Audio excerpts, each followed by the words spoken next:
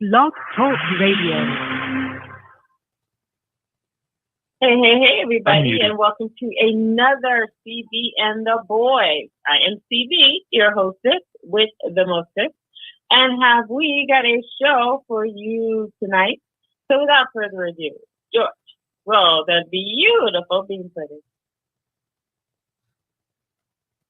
All righty. Welcome to CB and the Boys with Crystal CB Booker, George Biker Boy Holman, Roger Hawkins, and Mimi Acosta.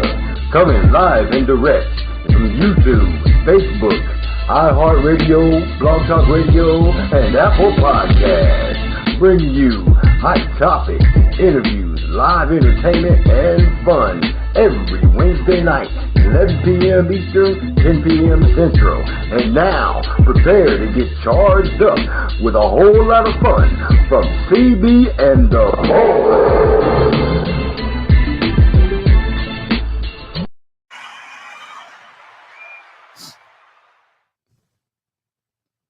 Hey, everyone, and welcome to CB and the Boys. So I'm CB, and we got the whole crew in the building. Well, minus Roger. And Mimi, what is up tonight? How are you? I am good. How are you guys doing? Doing good. George, what's up? Well, Shoot, not much. Bright eyed and bushy tail. Ready to do the dang thing. Hey, everyone. All right. All right, everybody. If you're just now joining us, don't forget to like us and subscribe on our YouTube channel.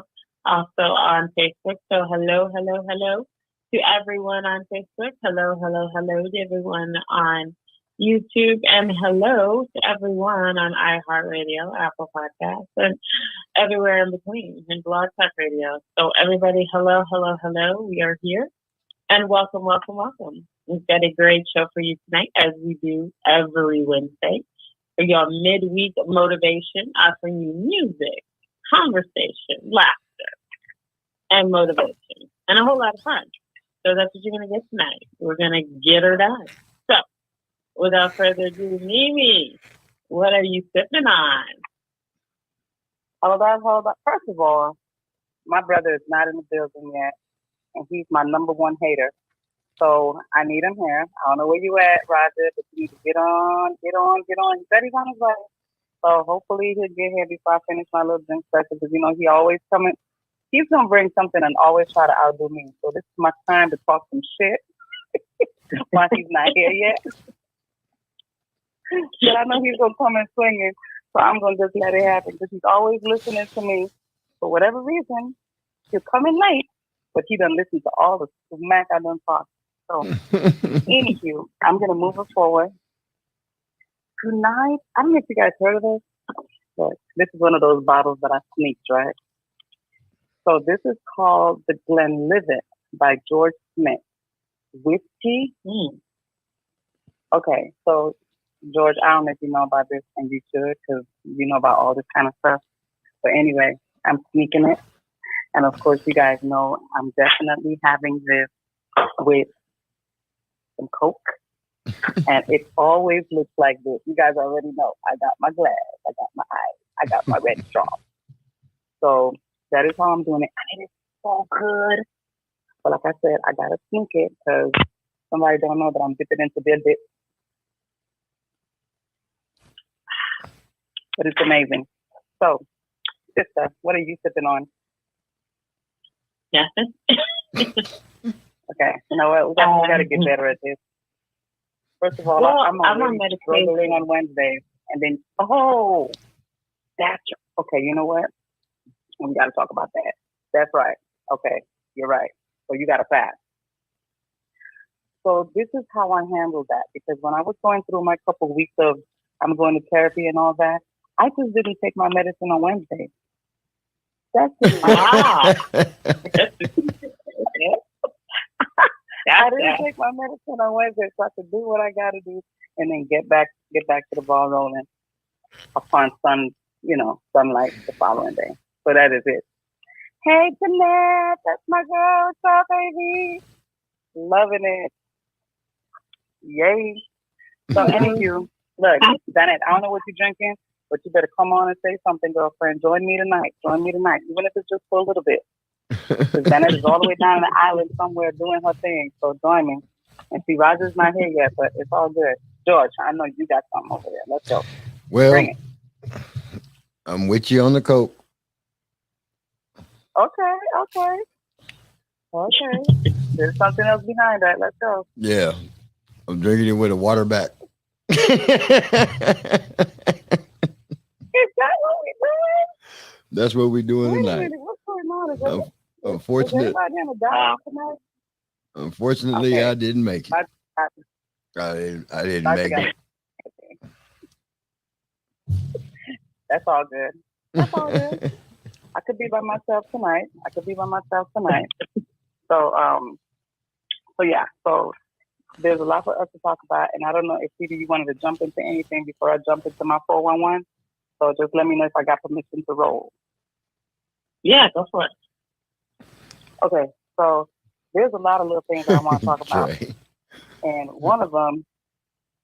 Right, girl, you have a coconut smile. Yes, baby, we having it. I'm definitely smiling. Yeah. So check this out, guys. So this is really crazy. So Young Jock, and we all know who Young Jock is. Young Jock accidentally sent $1,800 to the wrong person via Zelle. Would you return it? No. Why and why not? Why not? Because it's his mistake, not mine, and his problem, not mine. Please, fuck. George, run with it. Would you return it? Oh, I'd be tempted not to. I would be tempted not to, but I probably would. But I would expect them to send me something back for returning it. Exactly. You know, give me a kick down. Even like on I could have kept it and just been, you know, like, I don't know what happened. I don't know where it came from. Yeah, because apparently the person that he sent it to even deleted, like they went as far as like deleting and blocking him and all kinds of stuff. But at the end of the day, if you're sending it to his Zelle, you have somebody's name. It asks you to verify that you are sending this money to this person. Right. So if you're like, you know, but you know what happens, celebrity, right? So he's probably all preoccupied sending somebody money, thinking, you know, you got it, and all of a sudden, oh shit, yo, I didn't get the money. What do you mean I sent it? You go back, it's the wrong person. Person done blocked him. They don't want to have nothing to do with him. They're not even responding. So what does he do? He puts their whole post up blast with the phone number and everything. But what you doing that for? You were the one that made the mistake. Right. Yeah, that's taking that to the extreme. Right, that part. Yeah. But in all honesty, I probably would return it because I'm an honest person, but I wouldn't want to. And I would exactly. That's what I would actually use that to my advantage. I would use it to my advantage. Yeah. He'll be our guest. Yeah. He'll be on the cruise. Yeah, I exactly. Look, I'm gonna send this back. I'm the same way. I would be really tempted to keep it, but more than likely I would return it. You know, because it was a person sending it to a person. Now, I was in a situation where I went to the bank, and this was years ago. This was like 20, 25, maybe even 30 years ago. But I'll never forget it. I drove up to the bank drive-thru, deposited $40. They forgot to put the decimal point in, and they deposited $4,000. When he handed my deposit slip, back, I looked at it and went, wait a minute. And I drove out the drive-thru and drove right around and withdrew all the money out the building, out the bank. Just took it all out right then, and because it was cash. So I just came right around, went right to the counter and took it all out. Got in my car and went on by my merry way. About 3 days later, there you go. about 3 days later, I get a phone call from the bank telling me that their teller made a mistake and they need me to turn that money back, send that money back to them. And I was like, I don't know what you're talking about. They're like, well, we know you got the money, so your only options are you need to either turn it back in, or we're going to close your account. Well, let's see, $4,000, and my account's got $1.75 in it now because I took it all out. Okay. When? Can you say when? When? Big W, when? Yeah. I kept it. Oh, That was my last trip to that bank. I was like, man, there's 1,000 banks out here. They made a mistake. Ain't my fault. I don't know what you're talking about. And they never put that in notes and try to mess up your credit or none of that stuff? No, they can't do anything about it. It's a mistake that they made. Yeah, I know that teller either lost their job or that was probably they're insured against them kind of mistakes, but they made a mistake. So yeah, and that the teller probably lost their job. I don't know. I didn't stick around to find out. Right. But I see somebody in the waiting room. I see somebody in the waiting room. Mr. Hawkins is getting prepared in the waiting room. Get him up in here. We need to snatch him and see what the hell he's drinking. He better show up with a drink since he's late. He wanted to show up faster. Look, I'm gonna bring him up on the panel. Yeah. He's not ready. And can he hear us yet? If it's that's because we have this union on WhatsApp. Here we go. He's on. Yeah, he's on. What's up, Ron? He already know that we talking shit. Yeah, y'all are. That's all y'all do. Of course he knows we are. Can hear everything. I expect no different. What up? Hey, you know what's familia, all right? What's up? Hey, man, I hear George talking felonious tales. That's okay. Oh yeah. Get up in here. Get right to the beginning of 411. We were talking. Yeah, we were talking about the young jock experience. So yeah. Okay. So I mean. Yeah, no, I had a really important one today, kid. Hey, that's all good. That sounds good to me. Listen, I'm gonna say it like this: I love each and every one of y'all, but when you're talking to a future billionaire, you don't get off the phone. No, right. Especially one of color, 100%. Right. So, like I said, that part. Yeah, that's all good. Yeah. I don't know. You know me, I share the wealth anyway. But, okay, so check this out. While you are coming in, let's talk about this a little bit because I just talked about it. Everybody else talked about it, and I want to get your input on it. So, Young Jock accidentally sent somebody $1,800 via Zelle. Would you return it? No. Because that's what you get. Well, okay. First of all, who was it? Who was it? Let me ask you that. Who was it? Young Jock. Like, was it just a fan? No, he just mistakenly sent the money to the wrong individual. He's been sending them messages and they blocked him. You know what? I'm gonna be honest. I don't know because I'm just not a dishonest cat like that. That being said, I know a lot of people are like, oh well, he's got the money, which yes, he does. Because believe it or not, I've accidentally sent someone money that, you pay a certain thing and you go, oh, I accidentally sent you this much, and they don't have to send it back. So I look at that like I'm not dishonest like that. If it was going to be, for OnlyFans, if it's some goofy shit like that, then nah, he can kick rock. So I don't know. I probably would have. I'm not a thief like that. I can steal a lot of shit, but that ain't going to be it. So me personally, I probably would have. I thought you were going to say he sent it to like a stripper or somebody he had been with and all that. So he can kick it. He can kick it. But if it was really a mistake, I probably would send it back. I think I would. Yeah. It's 1800. Here's why. It's 1800, and if you're dealing with somebody with money who's got a little bit of change, more than likely they're gonna try to reward that in a different way. And I'm not saying I'd be looking for a reward. I'm just saying if it was me, I'd be looking to give some type of reward anyway. Now, I did hear George Polonius talking about his $4,000 boo-boo that he took part in. That's different. That's the bank. And the bank Right. screw us all the time. So, Right. So piss on them. I keep that Exactly. shit. Bank got to keep it. Exactly. Exactly. Somebody else maybe not. I so did. I didn't even bother to leave it in there. There's my thoughts on that. I didn't even bother to leave it in there. I went right around. I drove right out the drive-thru and went right through the front door and withdrew everything out my account. I'll be taking this. You had a lot of balls. You walked in there? Yeah. Wow. Yeah. All right. It was in the drive-thru, Okay. All right. At that time, the drive-thru people were way off from the counter people. And there were two different sets of people.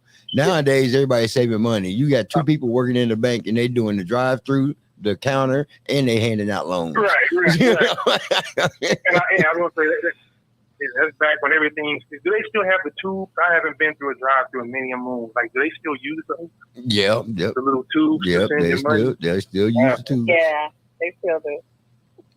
But most banks have like hey. Most banks have like 10 lanes with 10 tubes, and they only open the first one. Exactly. They got more lanes. I'm normally like, when I see people going in the bank, I wonder what the hell are they doing in the bank? Like, the money's out here. It's in the machine. Why are they going in? Right. Exactly. So I don't know. Okay. Yeah, and in most banks, especially B of A, we're gonna go with just B of A. I'm not going to say the whole thing, but B of A. I hate those people. I hate those restrictors. They have more drive-through lanes than they have employees in the building at all times. Yes, they suck. And you can tell them I said it. I hear that all the time, but I've been with them for 20 years, and maybe it's because I've been with them for 20 years that they just treat me good all the time. They are 100% trash. Horrible. But they're sharks. They're sharks. You make one little simple mistake, they'll capitalize on it. For real. Moving right along. And I don't really want to talk about her because I don't like giving her no kind of shine right now whatsoever. But I'm gonna talk about her anyway because it's gonna be real quick. So Jada Smith had on her Red Table Talk. She was asked because apparently she was asked if she would allow Will Smith to go on a trip with his ex, right? And she said yes. She would allow him to go on a trip with his ex if she's not around. How do you guys feel about that? Would you allow your wife or husband or boyfriend to go on a trip with an ex if you're not going? Yeah. Been there, done that. It depends on what type of relationship they have. Been there, done that. If they're just, if it's just friends or if we have an open relationship, yeah, why not? Yeah, whatever. Anyway, yeah, well, I respect that. But, So, I don't know about all that. my wife and her baby daddy, they have a good relationship. They're friends, whatever. And he's married again and all that.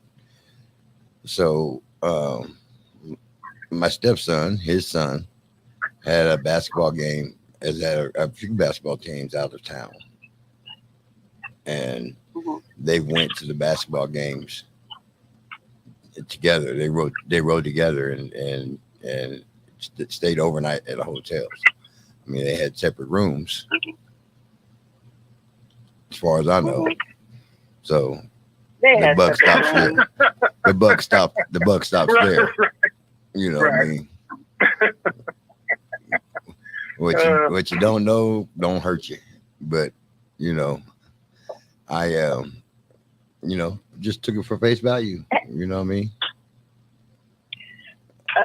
George, I'm about to cut you off because George is drinking Coke and CB ain't drinking. I didn't even get to answer, but okay. I'll answer in a minute, I guess. I love you, my brother.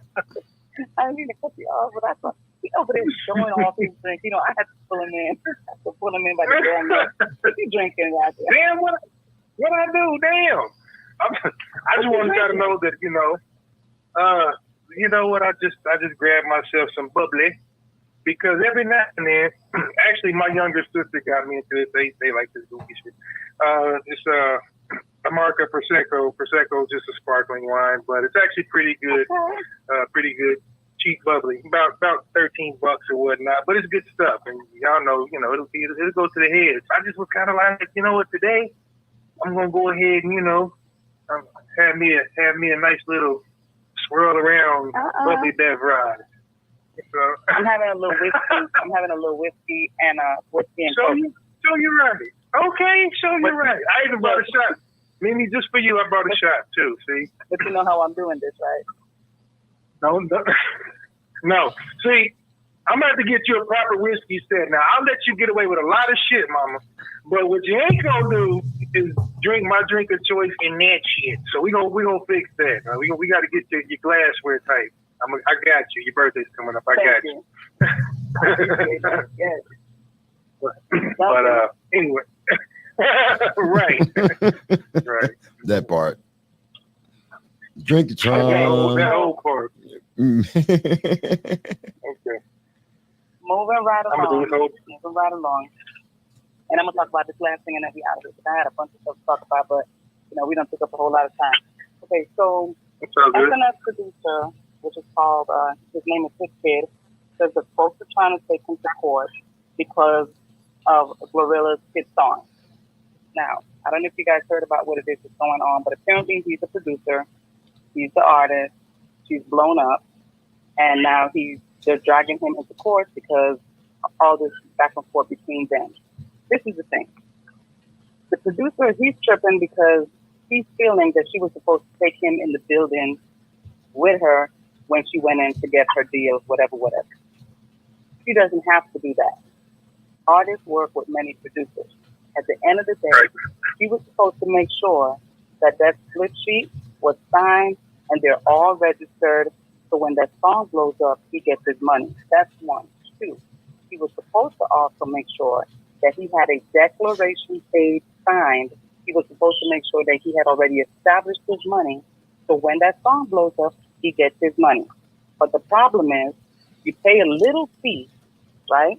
They run with the song, they get signed, and now he has to run trying to get his money because they never did the paperwork. Artists, handle your business. What are your thoughts, Roger? Because I know you come from music as well. And of course, right now the one thing is, it's usually the other way around, and I'm not saying anybody's correct in that, but you're right. Most artists that are new in the business or not well versed end up getting screwed on the back end because, look, you give someone with no money in advance more money than they've ever had, even if it's 20 racks. It's like, I've never had this in my hand, and they pretty much find their life away. Normally, it is the producers who have more of the overall power and end up with the majority of the money. That's where a lot of the money goes, is to your production team and or producer. This individual got burned, which means you're probably getting laughed at from two different sides. But truth be told, what you said is true. Right. The thing is that there's only two people that are making money in this thing unless you're doing force. You got the producer that produced it, he's getting his 100%, and the writer who's getting her 100%. So at the end of the day, what are you fighting about? And I know that you're fighting about licensing because you just really leaked this track to the artist. Right. But you have to understand, you can't do that. So a lot of the artists, distribution, what a lot of the artists don't understand when they're new, when they come into this game, they don't realize, and if they've done their research and they follow the industry and dug in, they don't realize that the artist is the least paid person in the industry. That's why there's so many people have went and got their own production company and produced themselves, because the artist is the least paid person in the industry under your standard contract for years, and I mean like decades. Before he came with his own company, the highest paid contract artist in the world was Michael Jackson, and he only got 13%. That was it. Mm-hmm. You know, and the next person, the next highest paid artist before he went and put his own production company together was Pete Diddy, and he got 12.5%. Your average artist makes less than 10%. Of course, because they're not writing and they're not producer, but if they do tours, they're just performing. That's when most of the money comes in. Right. When they do live shows and tours. So, but I think people are getting more knowledgeable about that, which is why this is changing. So, all that to say, exactly, you're right. From a business standpoint, the artist doesn't necessarily. They should have signed on the dotted line, cross their T's and dot their I's. If this individual didn't do that, clearly this individual was not a seasoned producer, because that's kind of like job one. They're going to go in and get their money and things like that. I think a lot of people rely on the honor system. Like I was reading some stuff about Missy Elliott the other day, and everybody knows Missy's a bad girl and she's pretty loyal to her camp, like a lot of people are. Well, she literally said, I cannot come along and sign these deals with, I think, Harris or whomever, without Timberland and Magoo. I have to bring my boys along. And just so happens they are talented enough to actually walk the talk. But a lot of people don't do that. When they come to all four of us and go, hey, I love the group, but Mimi, we need you to go solo. Now you're at a crossroad, and that happens all the time. You know, those are your homeboys from the hood, but you can't bring your entourage. I know that's your family, but your mama can't be your manager anymore. So see, that happens so often when people are trying to get everybody paid. And it's a very tough thing to do. But like George said, if you jump in there and do your own thing, make your own production company, you basically get to write your own rules. So this is a hard lesson for a lot of people to learn. It's going to be tough to try to get that money on the back end if it wasn't signed for on the front. You know, exactly. So good luck. Exactly. See, do you have any thoughts on that, love? No. Party over here. We covered it. Party over here. Okay. So moving right along. I think that is it for me, guys. I think I did enough talking, enough bringing up stuff. I'm gonna just keep it pushing that time. Let's go. Well, what you got, Roger? I didn't get to answer the first question. I ain't got shit anyway. I was on the business call, so no. I ain't gonna talk about sports. I ain't got no fitness for y'all. Fitness is don't drink the whole bottle of champagne like I'm gonna do. There's your fitness tip.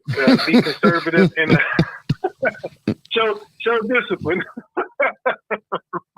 No, real quick.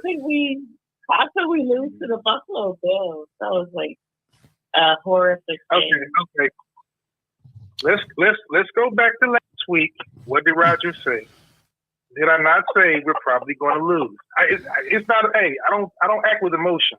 I know what I know. I pay attention. So with that being said, I'm not surprised. It was an ugly game. It really was. It wasn't that they were stupendous, but it was ugly. And part of it was there were a lot of things. Both teams were ugly, and we were just outplayed. That's all it was. We were just outplayed. Quite frankly, yes. Quite frankly, I agree. We were just outplayed in the midst of ugliness. But the one thing I'll say is, Patrick didn't play well. None of our guys really played exceptionally well, which it showed. And so I just think they look mortal. And what I think people are starting to recognize is, and as much as we love him and love watching what he does on the field, people have that expectation. Remember what happened his second full year, third season. People said, okay, if you cover certain people and you leave him vulnerable, he's going to force and try to make something happen. He tried a little too hard, and it showed. They know he's going to make a circus play, and everybody's going to ooh and ah until he gets picked off. So, see, I was calling that all the way from the couch. Again, he does great things, but live by the sword, die by the sword. So I think that just kind of showed where he should kind of sometimes just swallow that foot in his pocket. That's just my thought. The only upside to that is at least Tom Brady sucks ass right now too, and he's imploding and having a really bad season right now. So I love that. And I think it's because we broke his shoulder and he won't admit it. So hey, you know what, Chiefs, y'all still my boy. No, it's because his wife. It's because his wife got filed for divorce. Look, whatever. That was a good run. They've been together long enough. Who cares? Her shelf life is pretty short. I ain't saying some people age badly. I'm just saying some people age badly. what do you guys think? Because there is a lot of speculation, and I think it could potentially turn into a reality about us picking up Odell Beckham Jr. Now, what I will say is, as a player, he's still got a little bit.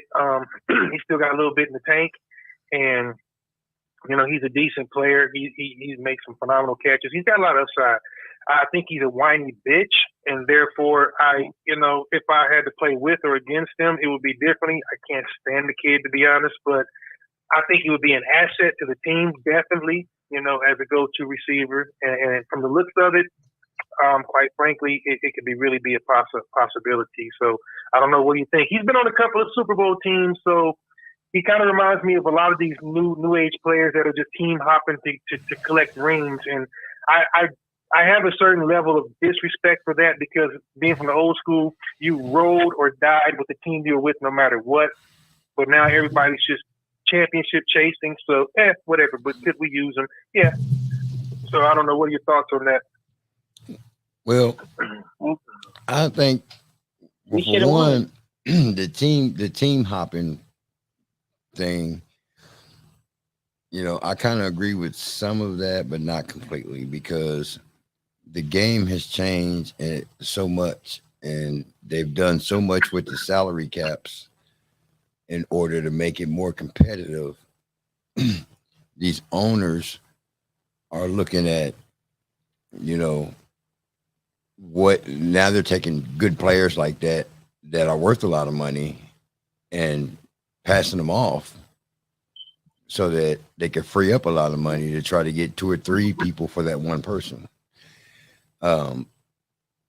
So the whole dynamics has changed in that aspect. So you see a lot of more movements, and especially as soon as you have an injury, as soon as you have a problem and you disappear for a part of a season or anything, you might as well know it's coming. Somebody who's having a bad season. Of his career. Right. That part. And and this is what we spent so much time being plagued by, getting great players that were on the back end of their career. People with one foot out the door. We've done that time and time and time and time again. Well, but I think like you said, if you're trying to free up money because of cap space and things like that, look, we're making promises. Well, but teams and owners are making promises. They're basically letting their mouth write checks their ass in cash. So now you've got players like Kelsey having to kind of restructure their contracts in order to free up room and money for a guy like OBJ. Now, again, yes, he's on the back end of his career, but still plenty of good game left in him. I mean, obviously he just won in California, and he's won before, so that's not the issue. But he can't command the kind of money he could have commanded 4 years ago. Right, but so we get him at a bargain if we do. So was Marcus Allen when we got him. It didn't help. Right, true. So was Joe Montana when we got him. That didn't help. You know what I mean? That's not true. We were 13-3. We just couldn't finish this shit. Come on. Right. But it didn't put a ring on it. It didn't put a ring on it. It didn't put a playoff win on that motherfucker. It didn't even put a conference champ on it.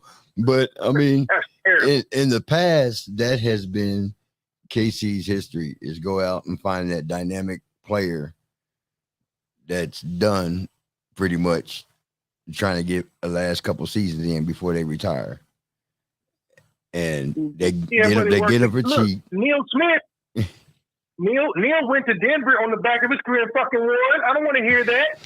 Now the thing is, we've got Kelsey. We've got all these young bucks. Now Kelsey's 33, but again, at his tight end, he's still solid, and we've still got young Mahomes and young RBs. So I do think that a guy like that could help. Now, if he was all that we had coming in, we're dead in the water.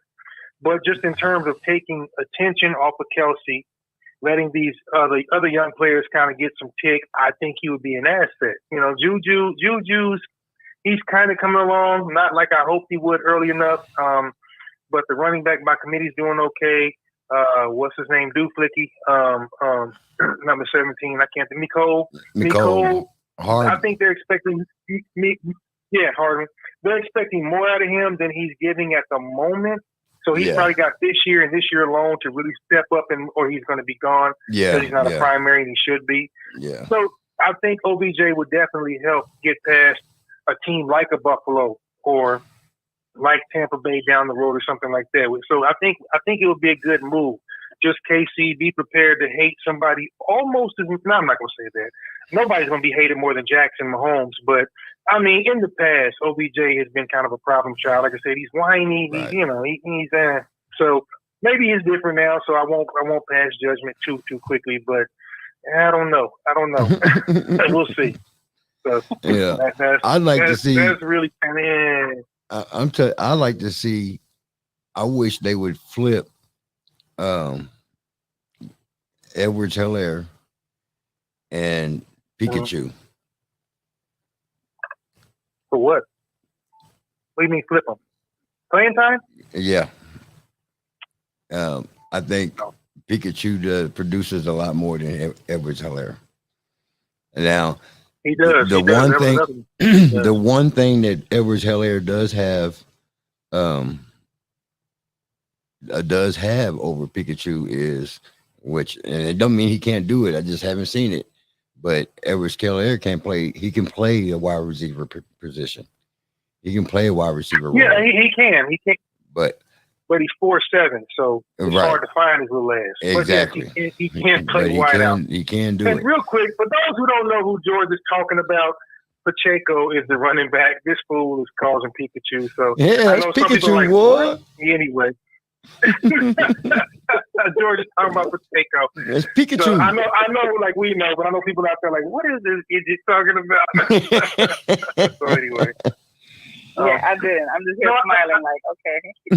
Mimi's like, yep, what he said. I got something back for you too, but after we get done. But no, that's all. I just think I think, quite frankly, right now everybody's battling with the refs, us in particular. A lot of people are falling out with them. A lot of people are kind of trying to mix it up. And right about mid-season is when you start to get retired players and players who haven't played in a while saying, hey, come get me because people are getting injured and people are not playing well. So you really kind of see a roster shift up again right about now, about bye week time, mid-season. So expect to see a couple of shakeups. People are dropping people, gaining people. As much as I hate Denver, I'm a Russell Wilson fan, but Russell Wilson's probably on his way out of Denver. They're going to run his ass up out PDQ because he's doing terribly. I hate to say. It is what it is. So anyway, that's what's going on with our boys and some of the AFC West, just keeping that up. But, like I said, did I mention Tom Brady's sucking right now and he's having hissy fits? Did I tell you all that? Okay. All right. Not at all. He's always been such a cry freaking baby though. Always.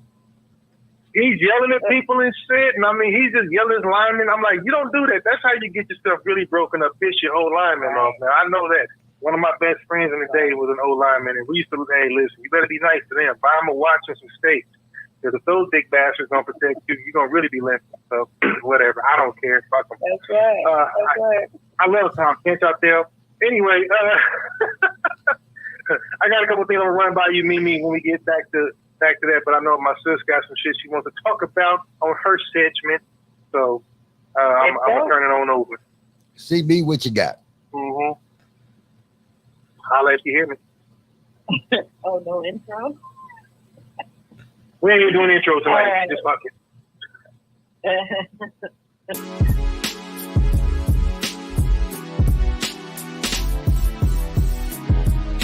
Now, let's check out the movie with Crystal C.B. Booker.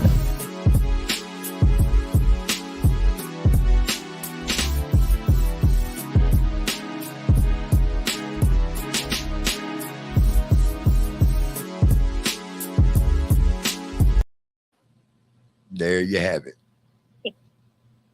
Yeah, right in mid-sentence. So it's okay. Thank you. All right. So at the movie opening, you have your Halloween Ends, and let me tell you,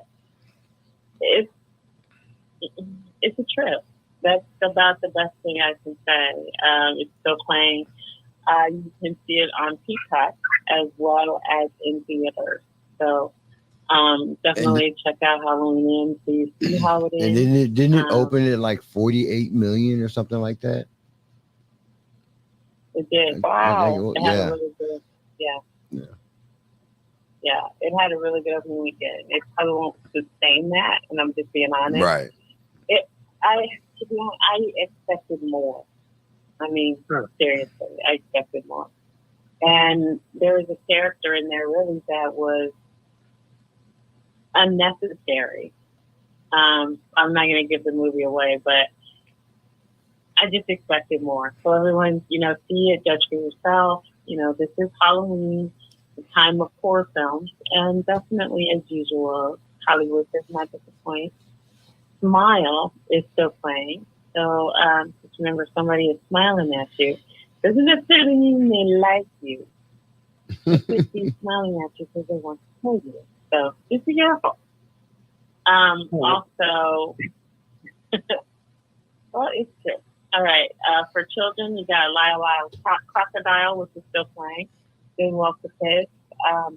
Also, everybody support Woman King. Everyone needs to go see Woman King. It is a phenomenal film with Viola Davis. It is phenomenal. She did her thing in that. It's definitely Oscar worthy. So let's hope that it gets nominated. Also, Amsterdam is playing, and the long-awaited film still about the murder of Emmett Till, and it's told by the perspective of Megan Till, his mom, and it's sad, and you will emerge pissed off and ready to punch people in the face. Just warning you. Yeah. So yeah. Don't Worry, Darling is still playing. It is the film that is directed by, I can't even think of her name now. Oh my God, Olivia Wilde. Oh my God, Olivia Wilde. Also, another film everyone's looking on is Barbarian. It's actually not bad. The twist on it is a trip. It's a real trip. You're not what is in the film. I mean, you're just not accepting it. But it's a good film. Also, Bros is very good, and also Minions: The Rise of Gru is still playing for children, so you definitely want to check that out. Terrifier is also playing, so it's a new horror film if you want to check that out. And Blanchett Hard, check it all out. So those are the films that are opening and are still playing, so definitely check them out and support. Now moving on to business tips. So last week we talked about, being, ready, mind, body, and spirit. Well, this week we're going to talk a bit about your niche. Like, now that you've got your positive vibes, your positive attitude, and now that you have, you're grounded and you have your foundation and you have an idea of what you want to do, or you have your idea that you want to be in business, then next is to find your niche. And that's the important thing. You need to find your niche. What gives you passion? Everyone has talent. Some people, it takes them a little longer to figure it out. And then some people, they just know right away, this is what I want to do. This is what I'm going to do. So you have to decide, what's right for you. What niche is your niche? Some people do arts and crafts. That's their niche. Some people just try to spread positive vibes. That's their niche. Some people are into weight loss and they want to share their weight loss journey. So there's so many different things that you can do, so many businesses you can go into. The best thing to do is to jump on the information highway. And yes, I'm talking about none other than the internet and also your local library. Books, people are sleeping on books these days. The library is still there. It still exists. Literally. And it's still a book. So, right. So go educate yourself on different niches and different things that you can do. You can go to the internet or the library and just look up different career paths that you want to take, different businesses you want to get into. You want to get into construction or tech and things like that. Some of those businesses can lead to being able to have contracts with the U.S. government. And that can lead to a lot of money. That's a very profitable thing. And we'll talk about that next week as well. But yeah, just do your research. Next is doing your research to discover what niche you want to be in. And once you discover that, then take action. The worst thing you can do is to rest on your laurels and just expect everything to fall to you, because it doesn't work that way. You have to do the research. You have to put into the work. And then sometimes it even requires a small investment, but it's an investment in yourself. And that's the best investment that you can make. So do your research, go to the internet, just Google things. You can also go to clickbank.com if you're interested in seeing what's trending. You can also go to Twitter and see what's trending. Check and see what's out there, what's trending, where you would fit in. And then just go from there and put it into action. And next week we'll talk about how you're going to make money, how you're going to get funded for your money, and where you need to go. So that's what we'll talk about next week. So to CB, sign off. I'm gonna be a male madam. Goal. There you go.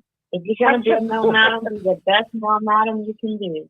Yeah, I've been heat hipping for a while. Don't worry about it. That's right. That's where it's at, baby. I got nothing. That came from the left somewhere.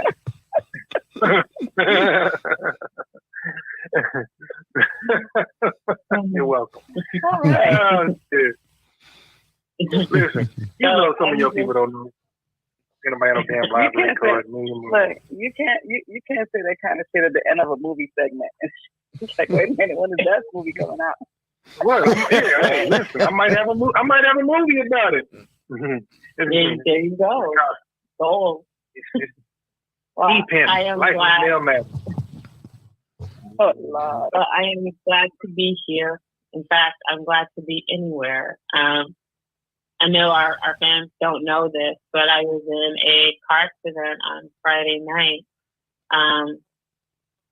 So yeah, it was very brutal. So I'm glad to be here. Yeah, I'm glad you're here. Yours definitely look worse than mine. So I'm glad that you're here. Yeah. I'm glad you're taking your meds. Make sure you get that therapy. Yeah, absolutely. Therapy hurts. Yeah, 1 week. I'm not ready. I had my follow-up ER visit today with my PCP, and you know, it's crazy when you hear from a medical professional in medical lingo what exactly the problem is, and it's like, Like, can I get that in layman's terms? But yeah. Right. Yeah. Right. Can you give me that monosyllabic words? I mean, what do we got right here? Right. Basically, my muscles all tensed up, so I strained on my muscles, in my neck and shoulders, my hips, my legs, my back, my neck and my back. Oh, you got the same thing easy over.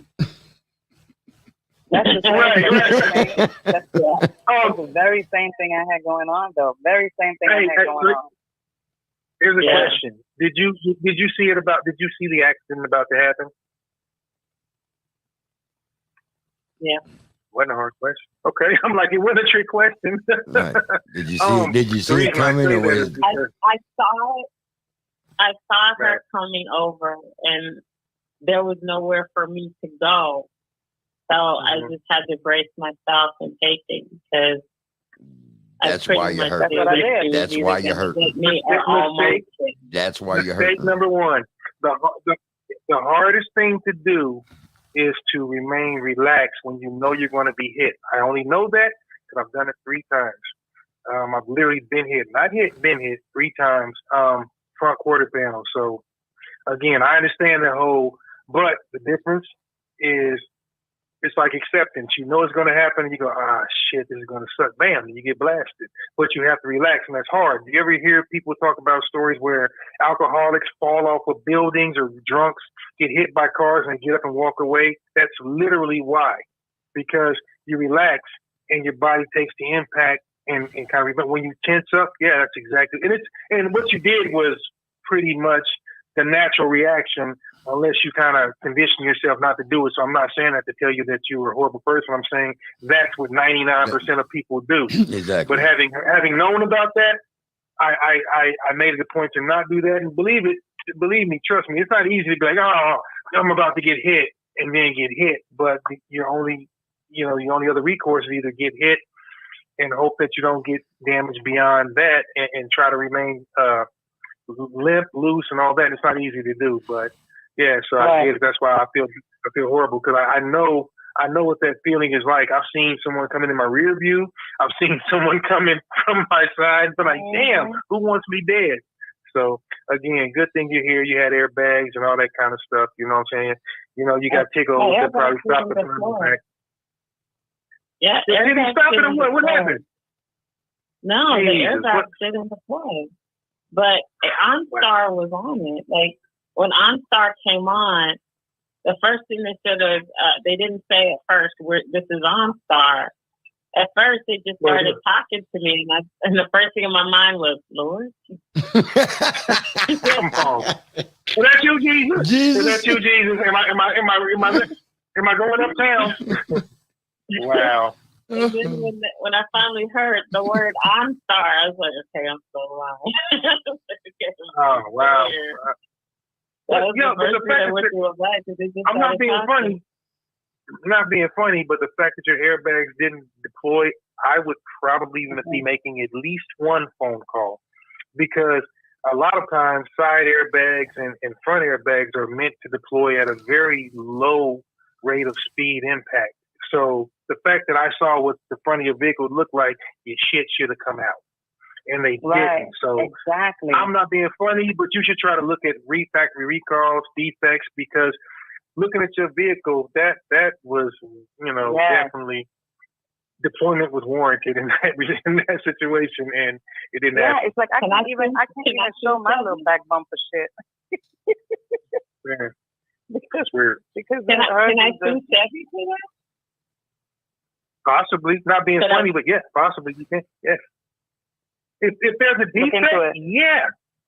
Because honestly, if you were hit above, I think most impacts, like crumple zones, are about 5 miles an hour. Impacts on the frame inside of your doors and things like that on vehicles like that is about 15.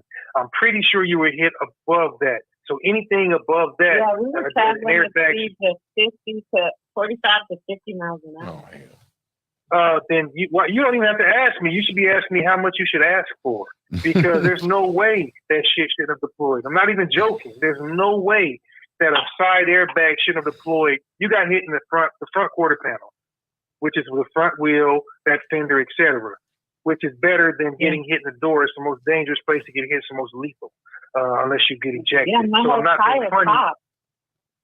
Huh? The whole tire popped. It's like it popped off. The whole tire rubber. Well, again, if you're going to get hit up there, that's probably the better place to get hit, is right there where that axle and stuff is. It'll take the brunt of the impact. You get hit in the door, we might not be talking to you. That's the worst place to get hit. So anyway, the fact that you took that type of impact at that speed, I would sincerely start looking into factory recalls and defects on those vehicles, because that and no airbag deployed, none in the whole car. No.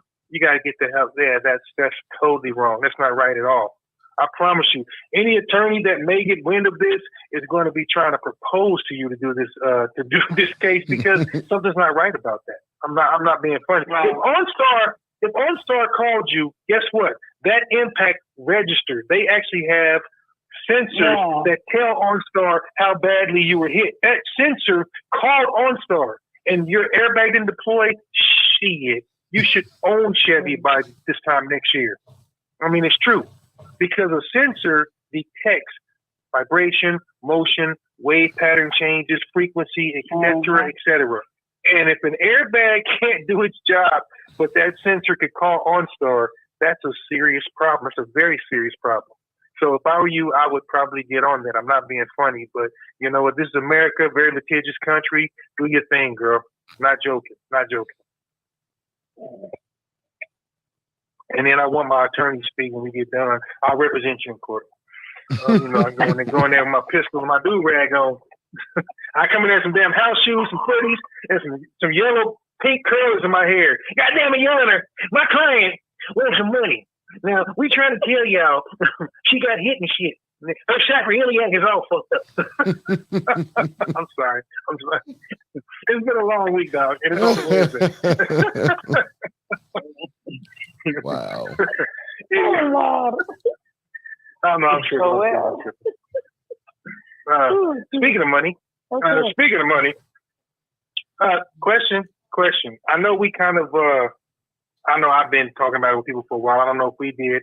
We talked about, we've talked about bad children in the news, 50 Cent and his kid, which this is retarded, because you're 25. But what have you guys seen or heard about what's been going on with these young people, teenagers, young people defacing, property, and they threw tomato soup on some Da Vinci paintings, and they're pouring milk in the aisles of supermarkets because they're protesting the treatment of animals.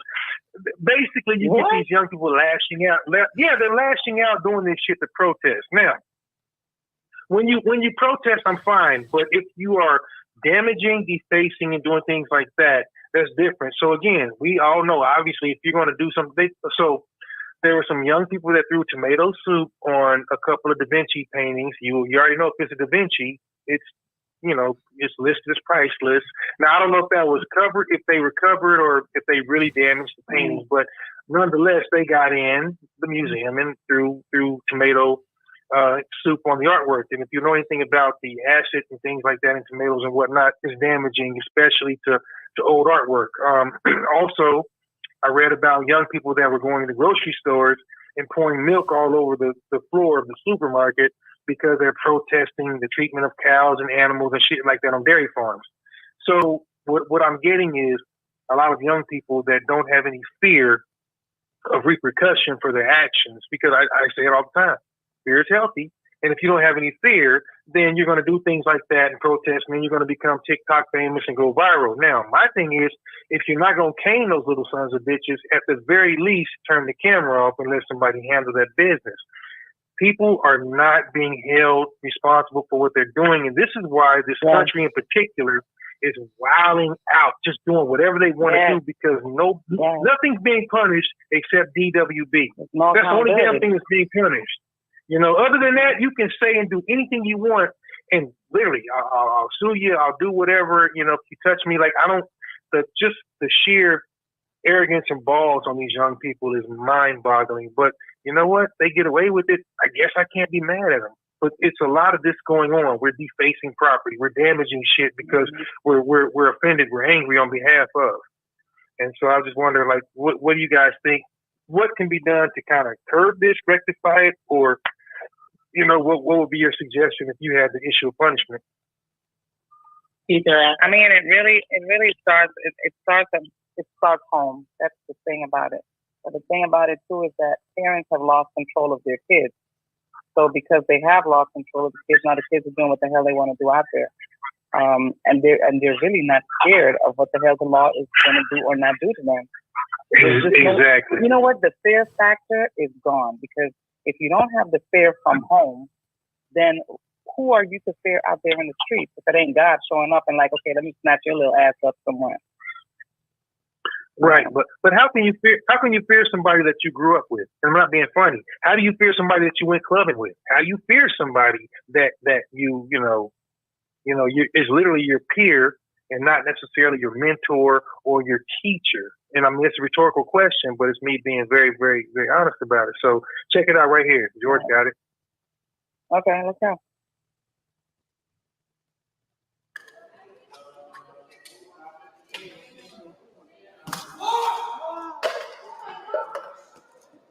Wow. Security.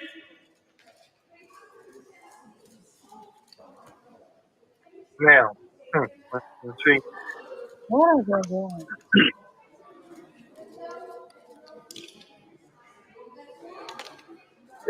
So, What? see, and again, Why is they doing that? What is worth well, more, they're protesting. art or life? How- Is it worth more than food? Worth more than justice? Are you more concerned about the protection of a painting or the protection of our planet and people? The cost of living crisis is part of the cost of oil crisis. Fuel is unaffordable to millions of cold, hungry families. They can't even afford to heat a tin of soup. Meanwhile, crops are failing. Millions of people are dying in monsoons, wildfires, and severe drought. We cannot afford new oil and gas. It is going to take everything we know and love. Got a good deal. Okay, yeah. How many sheets are you using? Anyway, I use a whole handful. You know, I got to get it right. You know, I got a bidet. But here's the thing. First of all, that's not America, but that doesn't matter. It cracks me up because, first of all, had that been here, you already know if those kids look like me, they might have been fucking carried out on a gurney under a sheet. But nevertheless, Yes, because I understand. Was that not an officer that showed up almost? Oh yeah, he was looking at him and he was talking to him. Hey, do so and so. I mean, but you can't. If you beat him down, then what happens? Who gets sued? I don't know, like Right. the museum or what. But my thing is, none of the no patron stopped or tackled him or whatever. See, they would have, if that would have been a little brown kid, they would have had all eyes on them anyway, because they've been thinking, first of all, y'all don't like art and you probably can't read. Now you have these other little children that go right by there and throw the shit on there. And it's not about playing the card. It's about the fact that when they started reaching for bags and doing shit, you know people were watching, because anytime you have time to whip your phone out, you have time to do some other corrective action. So I feel like those people are responsible too. You didn't make a citizen's arrest. You didn't tackle that little bad hair having ass little gal, and it's just, this is the kind of shit that's going on and on and on. Because again, you have a voice, express it. But if you're going to damage something priceless that your parents can't pay for, and by the way, she said people couldn't afford a tin of soup, but they wasted 2 good damn cans of soup. So see, she should be beat just for that alone. But It was Campbell's but too. I digress. It was Campbell's too. It wasn't even Best Buy. It was Campbell's. Yeah. Well, I mean, but this is the kind of stuff going on. I don't know. People are just really, really lashing out. Listen, people are listening to that crazy voice in the back of their head that tells you to do weird shit, but then you got the sensible one that says don't do that because it won't go well. People are like listening to that other voice and they're doing it. And I mean, it's really everything is just wilding out. Like I don't feel necessarily comfortable. It is bad. Yes. You just look at what's going on around here. It's kind of based off of, what our topic is tonight. Like, when did protect and serve become null and void? Because clearly the officer was there and didn't do anything.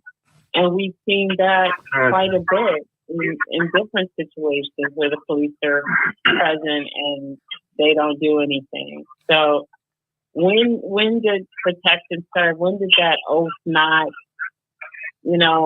have a meaning? When did it become null and void? It doesn't apply to everybody. It doesn't. It does not apply to everyone. It applies to some. And I agree that phrase technically used to mean something, but if you want to go historical, the police force really wasn't designed to do that anyway.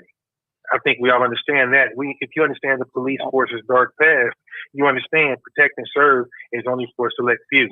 They're entitled, the privileged, the ones who may look like you. But that's not universal, not across the board. Also, of course, if you look at it from a standpoint of legality, believe it or not, a lot of departments are taught to, not shoot to maim or shoot to wound, but shoot to kill, because dead men tell no tales, and therefore they can't see you in court.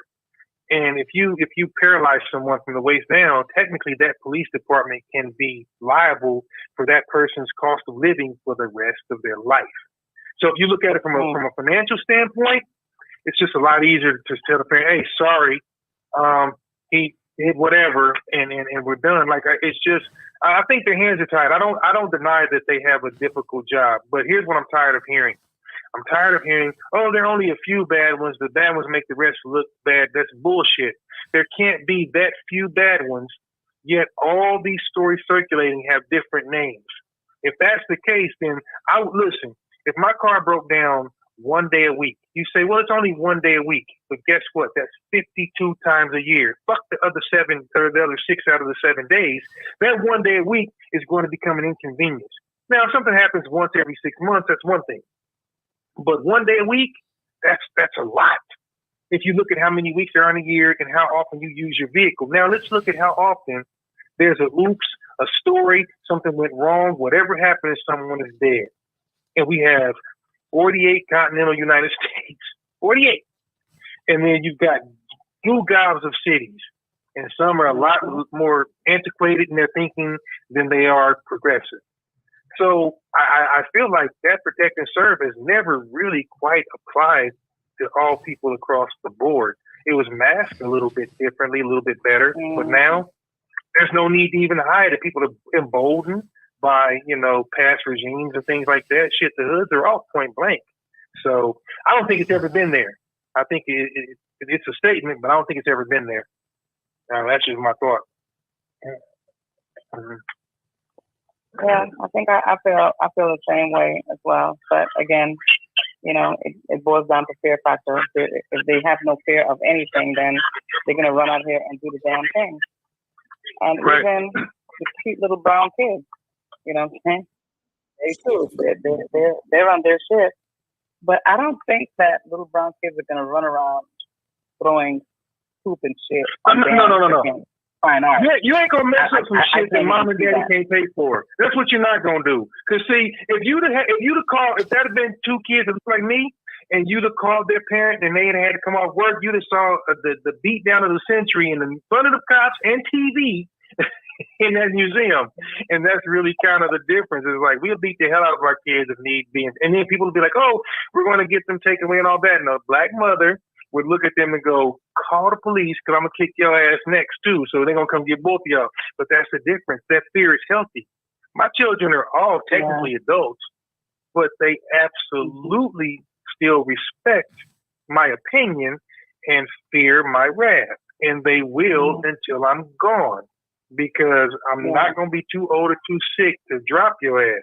But they also know anything I do is going to be for them. So if you're willing to sacrifice everything for them, you have no choice but to respect me, because if you don't, you're out of here. I'm taking your ass out. And that's every one of us has heard that from our parents. It's just a difference. It's a difference in entitlement and upbringing. It just is. None of us can imagine how that would go, because I don't think George would be sitting there waiting on that phone call either. Like, if his kids ain't going to the Nelson Art Gallery messing shit up, because they know daddy ain't going to pay for that shit that ain't on my wall. So you feel me? I'm just saying. Our kids know better. Our kids know better. First thing they think about is, man, if my parents have to pay for that, I'm a dead man. Like you said. So what happened was they took away consequences.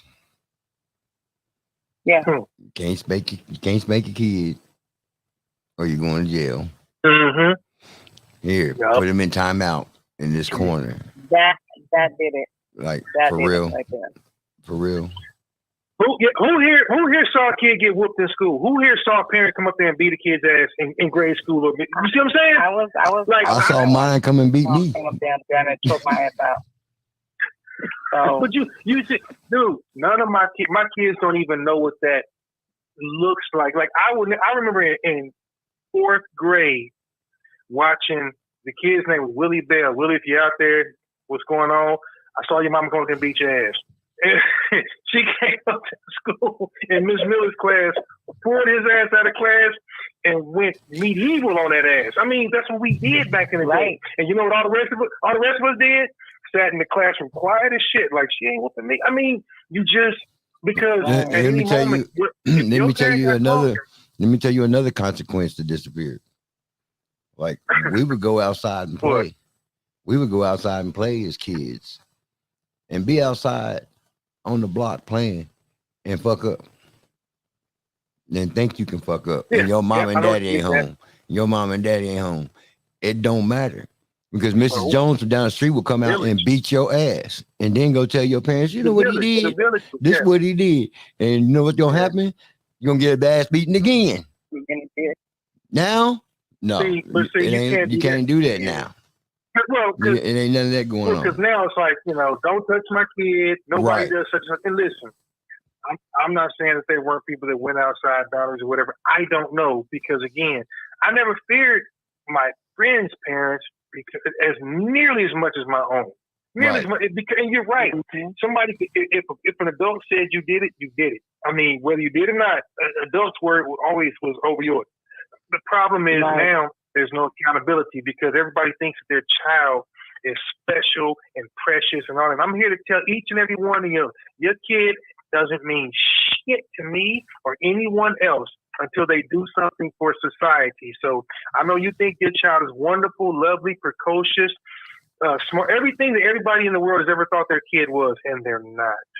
And mine are special to me and me only. Yours is special to you and you only until they make an impact on you.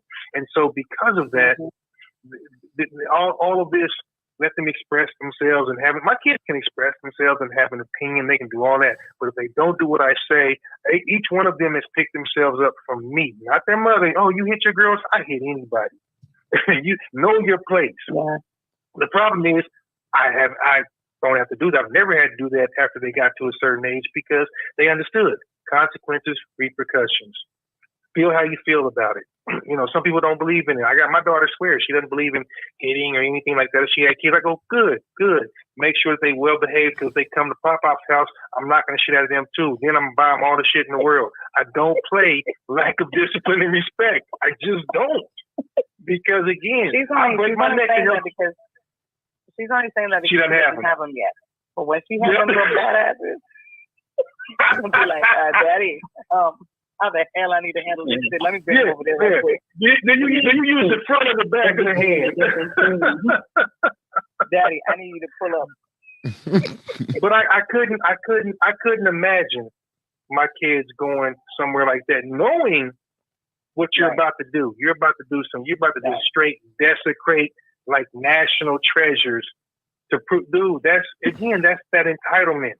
Like, I'll get out of it. My parents will get me out of it. Nothing will happen. Look, every time I think about this, I go, that's why they caned that boy in Singapore back in the day. Cane their ass. Let me tell you what they done. They took a good cause and fucked it up. Because for real, bad move. I was feeling the shit she was saying, but it doesn't mean anything anymore because you just fucked it up by doing this shit to this painting.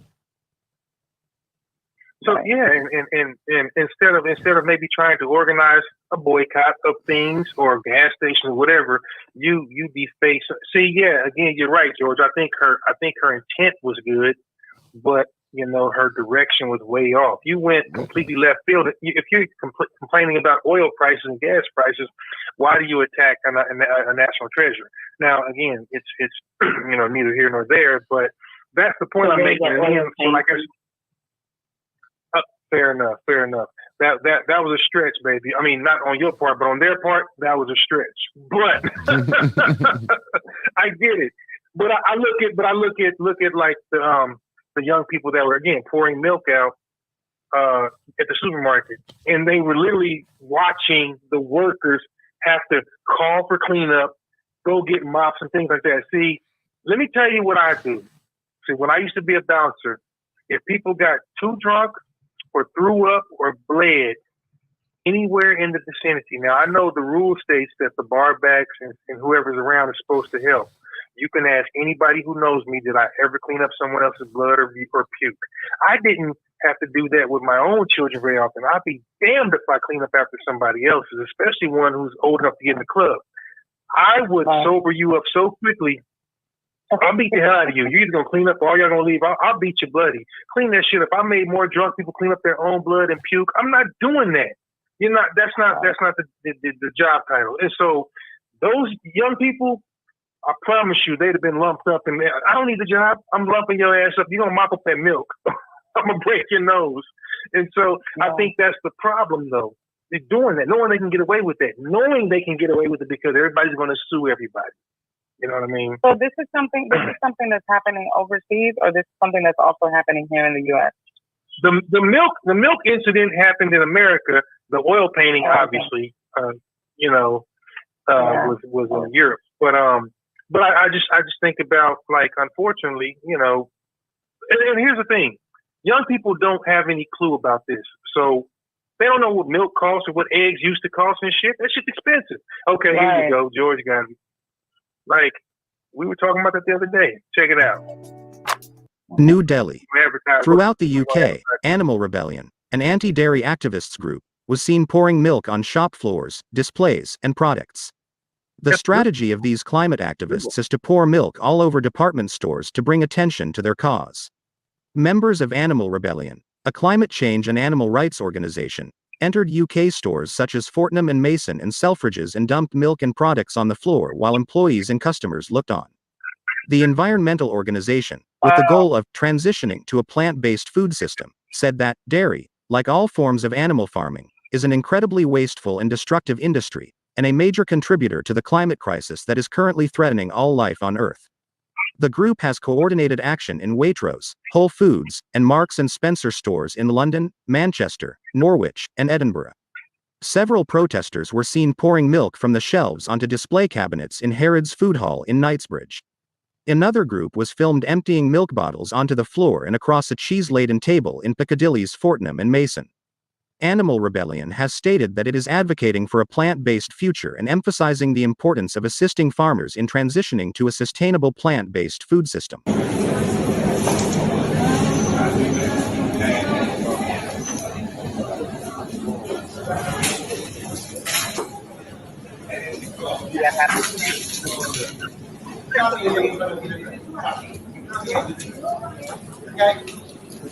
Okay, don't look at me like that.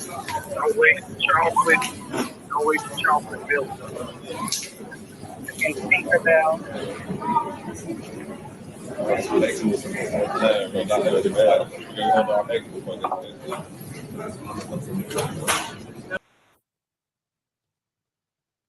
Okay, I thought I saw one that happened in America too. It wasn't that one, so I don't know if it's all in the UK or if it's from here too, but it doesn't matter.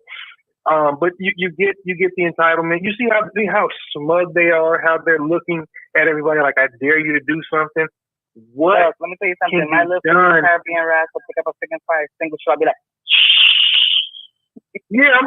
really, like what do you do? Because you know they're going to try to sue, or if you touch me, I'll tell my dad, or he's a lawyer. Whatever, I mean, what do you do? What do you do? Like, that kind of stuff is ridiculous. That's damn near like, it's almost like destruction of property. It's like you just don't do certain things. It is.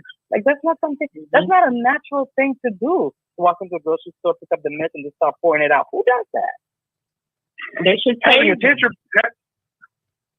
Having a temper tantrum is a natural thing to do. That's nothing more than a quiet temper tantrum. That's exactly what that is. But that's entitlement. When do children have temper tantrums?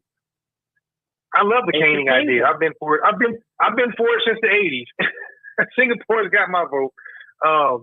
But that's, again, what do children do? They have tantrums. They throw fits until you do something to rectify it.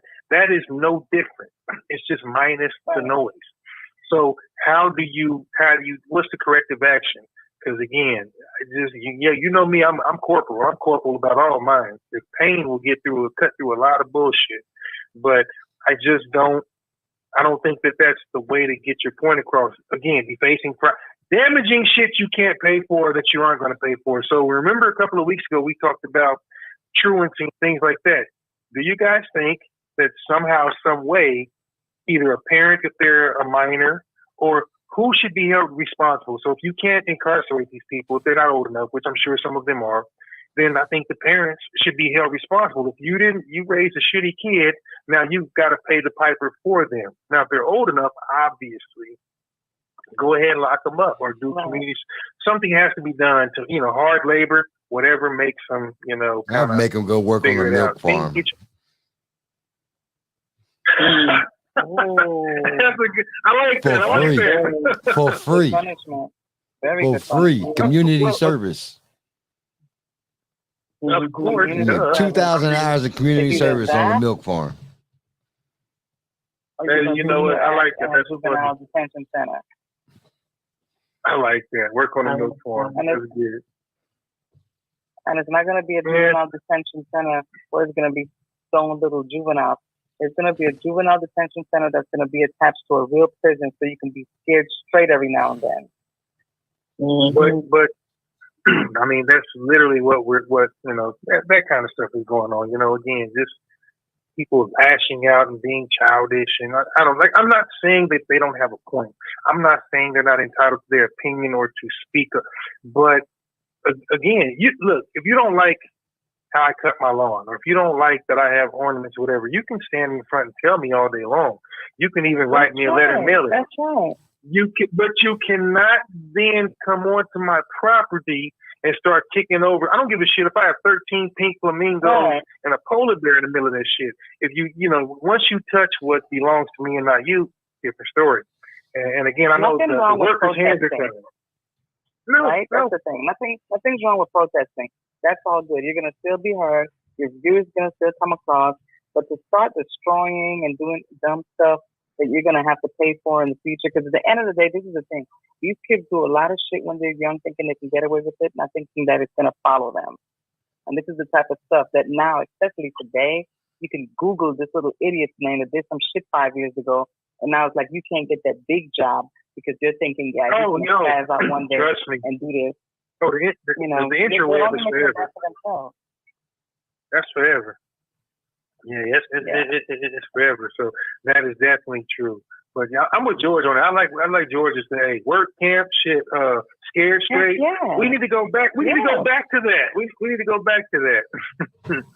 Yeah, for real. Like, who's gonna implement the first of it? CB and the Boyz. Have a CB and the Boyz camp.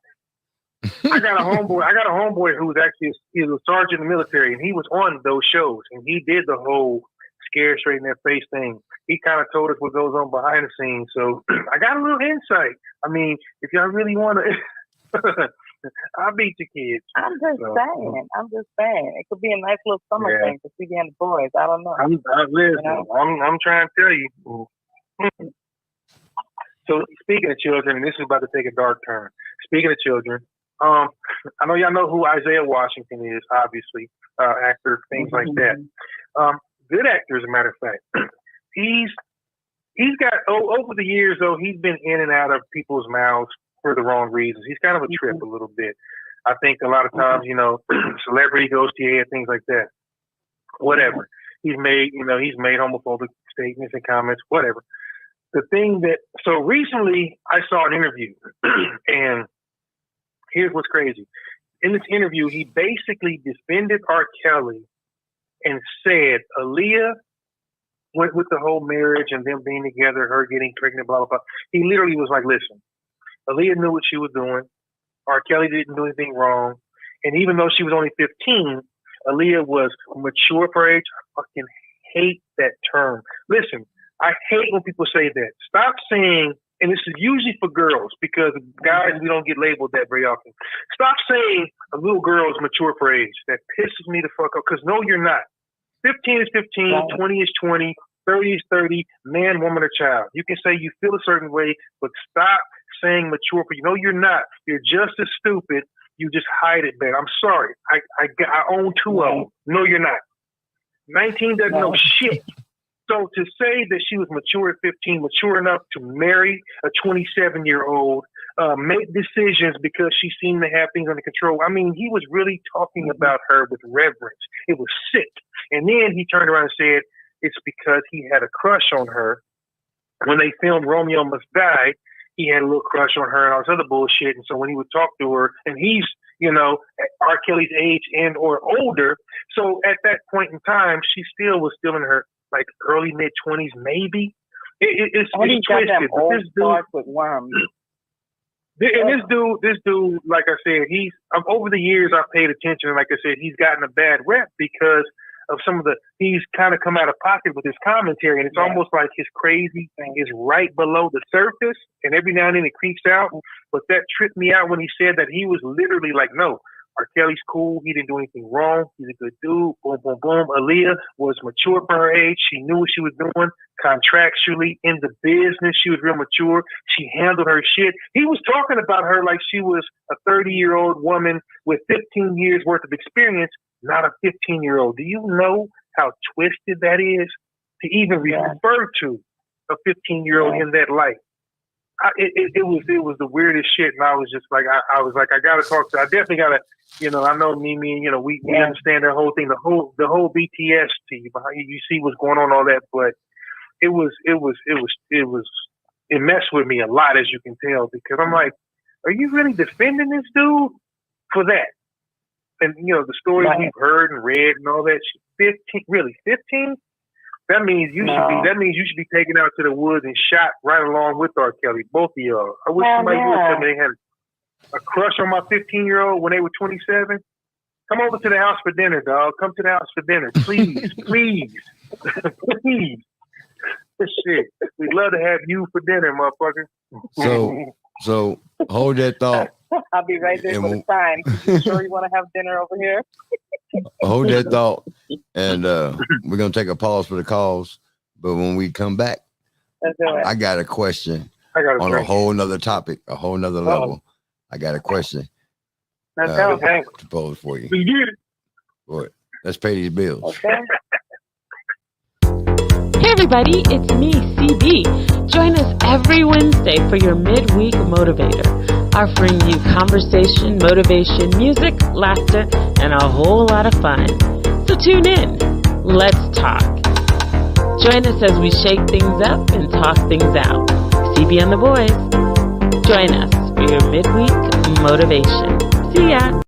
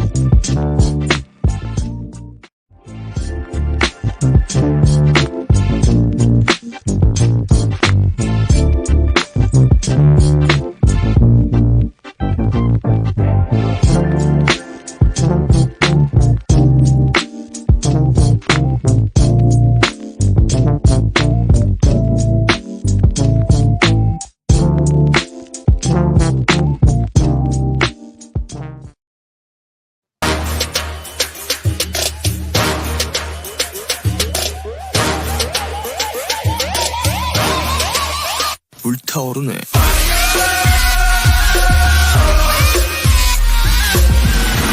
I'ma make you pump like that. Make you pump like that. Make you pump like that.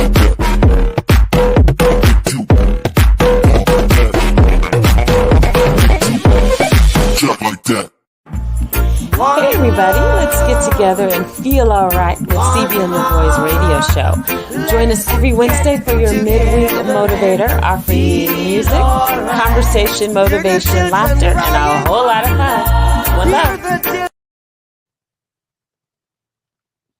Hey. All right, we'll be right back after this quick music break. Okay.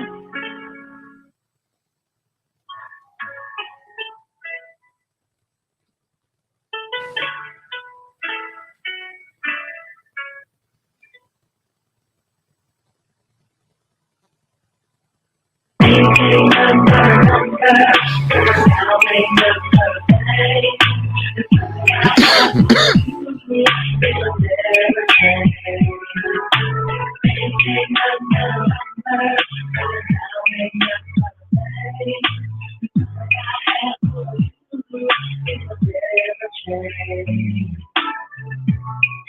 I am, there you are.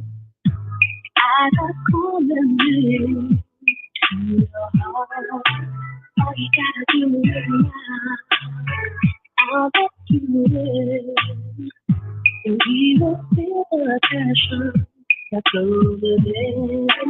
I don't mean to be bold, but I gotta let you know. I got a thing for you, and I can't let it go.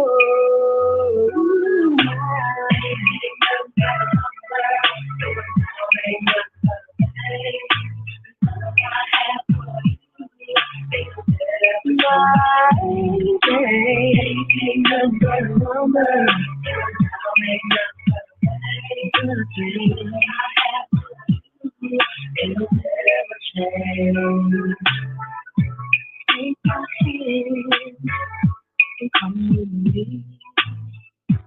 Let me show you to everything. Boy, be brave. Don't be afraid. 'Cause no matter what's gonna go all the way. Don't mean to be bold. Gotta let you know. Gotta pay for you. And I can't let it go.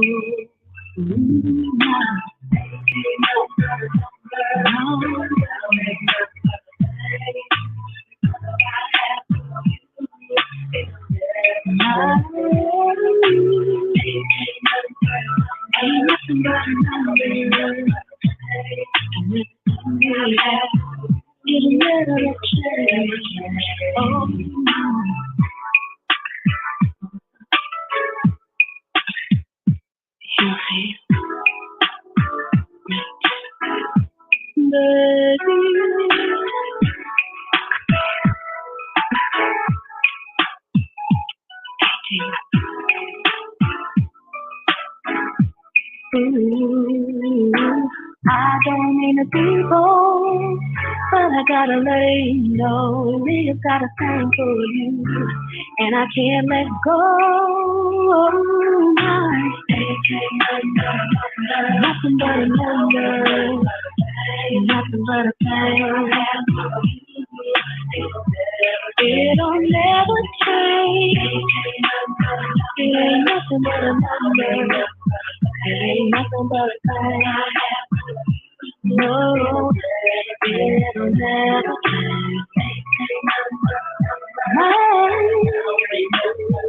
Ain't nothing but a thing.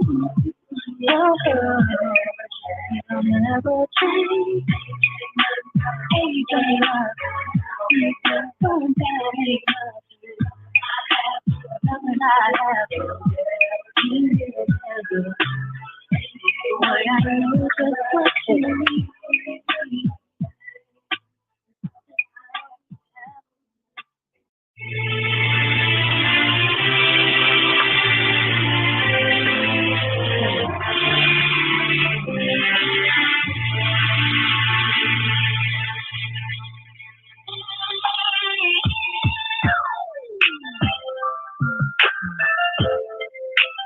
can't raise a man.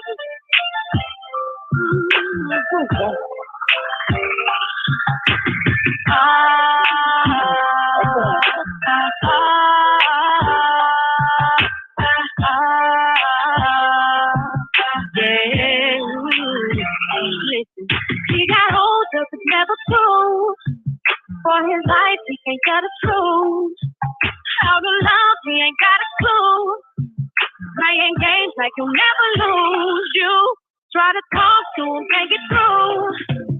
Every day he's a different dude. These are the signs of a grown-ass boy that'll run for the hills. I'm just trying to keep it real, like you can't raise a man. He's already grown, what you gonna do? You wonder why he acts like a boy. If he wasn't raised right, he's for you.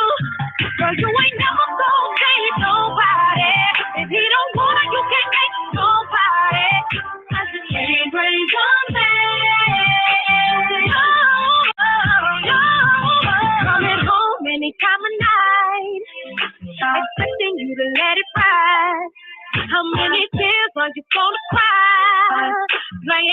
like you'll never lose you. You know that you love it takes. How many times he called you at your name? These are the signs of a cold and boy. Gotta run for him. I'm just keeping it real. Raise on He's already.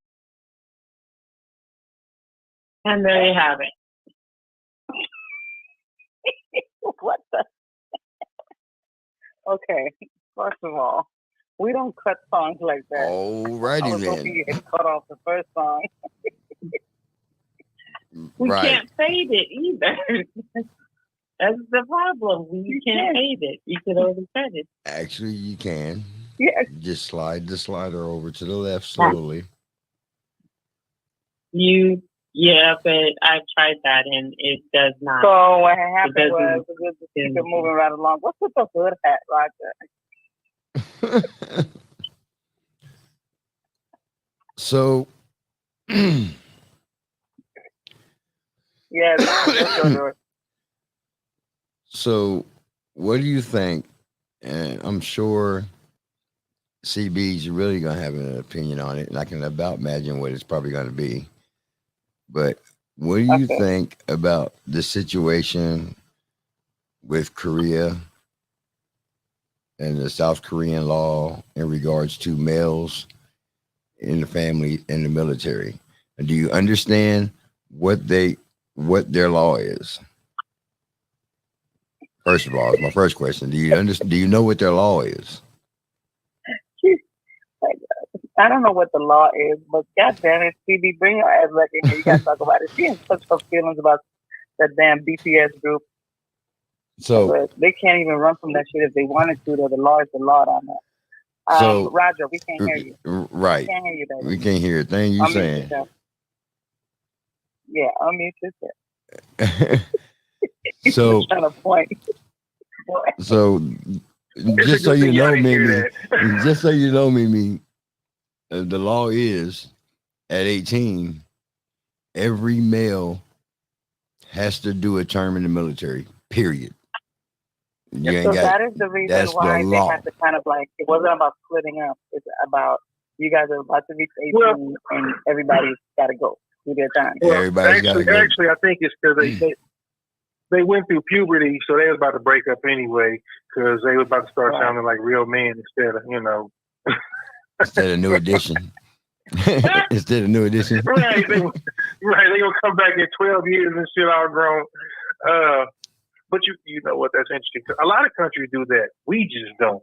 Mm-hmm. And, America hasn't implemented, the draft hasn't been around for a while, but a lot of countries do actually require their males to serve usually around 2 years or so in the military before they proceed to university, as they call it, and things like that. Interesting. What I say is, even though I am by no stretch what I would consider military material, I think it's not a bad idea. I know she all sensitive because they ain't gonna steal no more American songs and change them and shit. It's cool. That's we've been having that for a long time. It's fine, but I think it's actually not a bad idea. I think it's a good idea considering the state of how things are now. Obviously, yeah, I have to agree with that. Now, here's the thing: my kid went to the military. It was in the middle of kind of a worrisome time. He's kind of on the back end of that because even when they get done, depending on what you sign up for, you can sign up and then you can leave after 4 years, but you still have 4 years that they can pull you back, be it reserve or whatever. So he's on the back end of that. But, still looking at the fact that, you know what? Look at the state of this country in particular. We easily the worst. We got the biggest bunch of worthless, do-nothing, soft-ass people the world's ever seen. Now, I was talking to my daughter about this today. Creative, intelligent, and all that, but soft and weak as hell. And since I never have, nor will I ever buy a BTS album, I mean, you know what? I think maybe some of them may come back as tenors and baritones once they do their time in the military. CBC. First of all, you got to understand they're older. They're older. Right. They're well over 18. That's funny. But the way the law They just states look 18. is when you're 18, you got to do 20 months. And then when you turn 28, you got to do 28. You got to do 20 months. So it happens twice. Really? At 18 and 28. Oh, that ooh. So, and what's happening now is rough. the member Jen turns 28 in a couple months. Really? Well, let me ask you a question, Now, though. Let me ask you a question. Is that mandatory? Yes, What it's if they, like, yes, it's come to the mandatory. US? It's mandatory. Period. It's Yeah, you go mandatory. to As jail. long as they You go to jail. as long as they are a South Korean citizen, it's mandatory. Now, what's interesting is they have talks. They're in talks right now, and they may allow them. They're not going to give them a pass and make them not do it, but Look at this spoiled ass woman. they are talking about allowing them to defer it to a later time. For what? It doesn't say. They can't pass training. They're not. Hey, listen. They're not going to defer it because one BTS wants to serve. They are Korean citizens. They feel it's their duty to serve. All the other idols have served. Big Bang, which was one of the biggest groups in Korea, all of them have served. So it wouldn't be right for BTS to not have to serve, and they want to serve. So after Jin does his release of his new song Astronaut and his album, then he's going to do his schedule, and then he's going to go ahead and go in. Suga is going to follow, and then you go from RM, and then you do the Maknae line, Taehyung, Jimin, J-Hope, and Jungkook. Everyone's going to go in, and they will be back in 2025 as a group, as it stands right now. That's the tentative schedule. So to answer your question, They all will be doing their solo projects. In the meantime, they all will be doing their solo projects until it is time for them to go serve. And so they're going to stagnate it so that all of us fans are going to be well fed with BTS content. It'll be as if they're not on because they have plenty of content stored up. So, and they just had their concert in Busan, which was a huge success. So they're going to do well. They're going to so be fine. to answer your question though that you initially asked, the defer was only for 2 years. They were going to allow them to defer it till they were 30 instead of 28. They still had to they're do it. already in the deferment. Well, I mean, they're already in the deferment. Number one, they never were going to because the government was holding it over their heads with the deferment. So if they do this, if they do that, then they may not have to serve. But that wasn't the case. They were being used, they were being abused, and they were being taken advantage of. And they just got tired of it. That's when they announced their retirement. And we knew, I saw it coming. And now the fans are going batshit crazy over this whole thing and not seeing it for what it is. It's a good thing. They want to do this. They want to do this. This was their decision. If they didn't want to go serve, then they could have,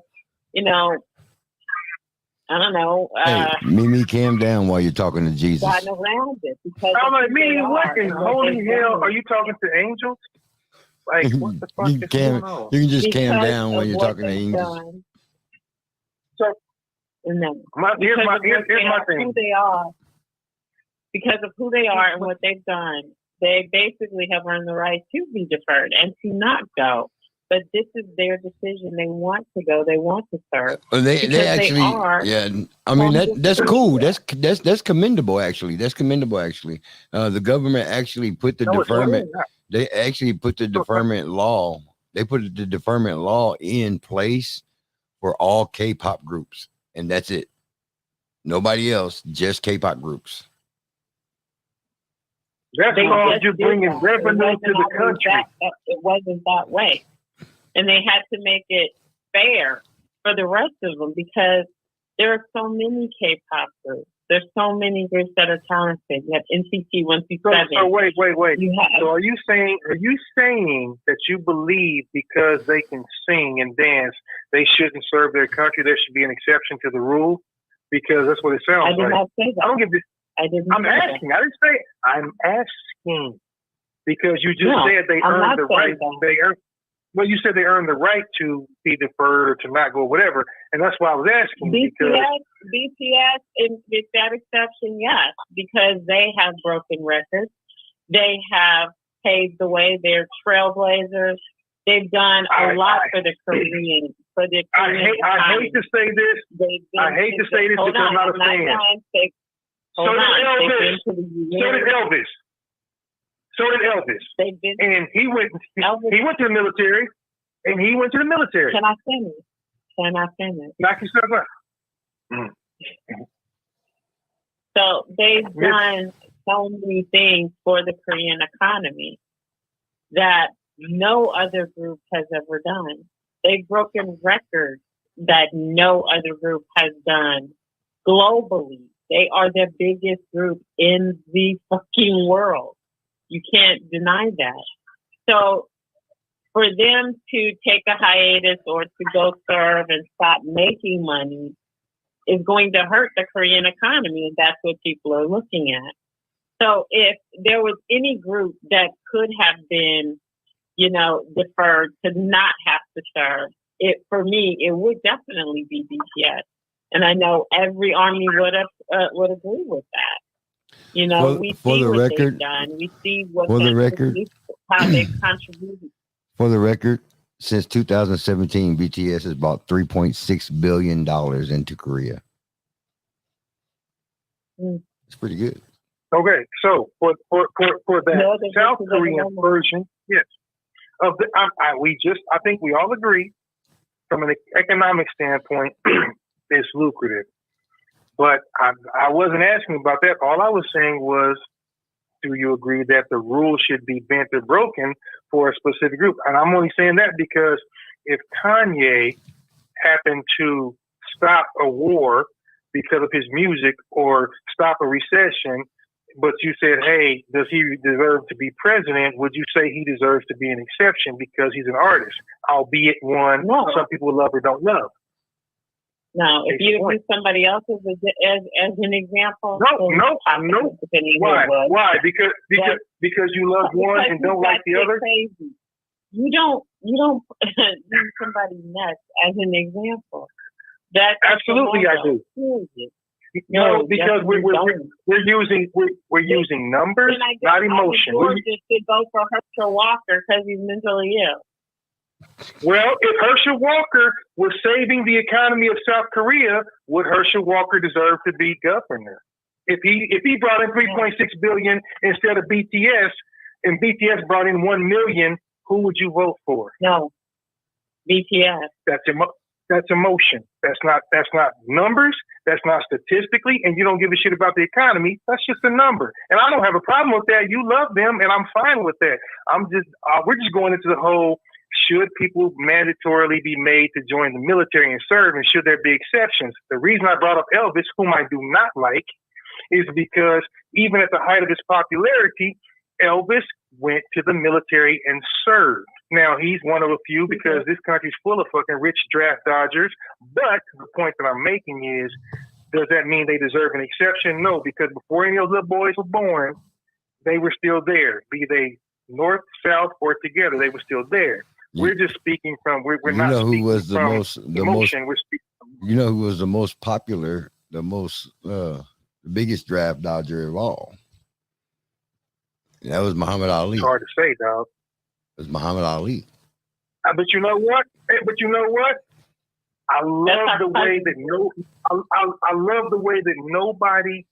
And here's the thing. He stood in your face and told you why. He didn't do like the Bushes and the Cheneys and the other family be like, no, I can't. I got bad arches, or my dad said I can't. He was like, no, I ain't going because I don't believe in the cause.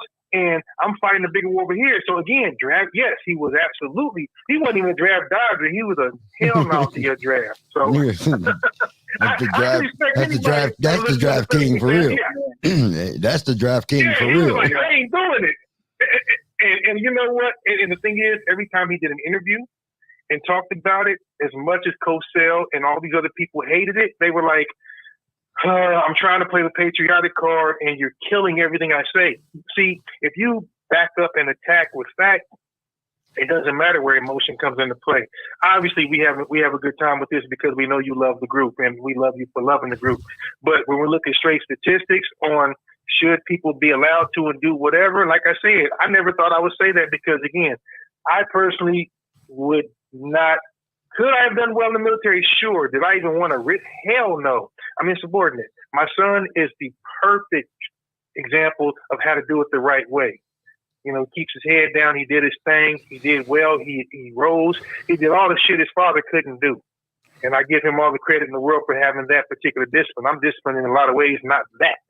Especially getting yelled at and all that kind of shit. But when I look at, like I say all the time, the way that this generation is going and how unruly and out of control things are, and they say, hey, we're going to re-implement that here, I'd be like, go ahead.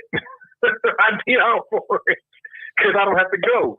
But, you know, again, could I have made it through? Absolutely. And I know that about myself. It's just I didn't need it because I had more discipline than to be pouring milk and throwing shit on pictures and paintings and things like that. So if that's what their country calls for, then yeah, I mean, I give it up to them for doing what they're supposed to do. But I know a lot of people from the Middle East who say that all the time. You know, guys that come over here from Iran and places like that and say, yeah, we all did 2 years plus before we came to the U.S. And then they try to, you know, get work visas and things like that. But they all speak of having military training, which is why they don't really worry about a lot of things that we worry about over here, because if you come into their store or business or whatever, it's probably going to be a bad move. You know what I mean? Whereas it's a little different. So what if they were kind of like, not per se bullied, but kind of like pushed into doing this group that would boost the economy, and now they're freaking tired.